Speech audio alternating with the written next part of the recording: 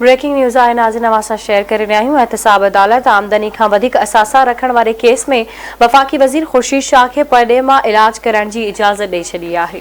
अदालत पहिरियां बि ख़ुर्शीद शाह खे इलाज कराइण लाइ परॾे वञण जी इजाज़त ॾिनी हुई। ख़ुर्शीद शाह इजाज़त मिलण बावजूदि परॾे न वञी सघण करे ॿीहर अदालत सां राब्तो कयो हो।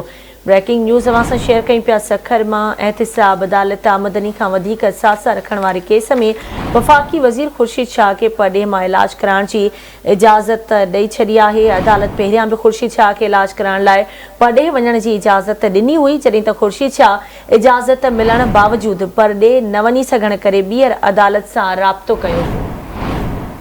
तफ़सील मालूम कंदासीं। सखर मां आवाज़ जो रिपोर्टर मोरड़ो महर असां सां लाइन ते मौजूदु आहे। जी मोरड़ो महर, छा तफ़सील आहिनि, आगाह कजो। जी बिल्कुलु, एहतिसाब अदालत नंबर 3 जे तरफ़ां सैयद ख़ुर्शीद अहमद शाह खे परॾे मां 10 ॾींहंनि जे लाइ इलाज करण जी जेका आहे उहा इजाज़त ॾिनी वई आहे।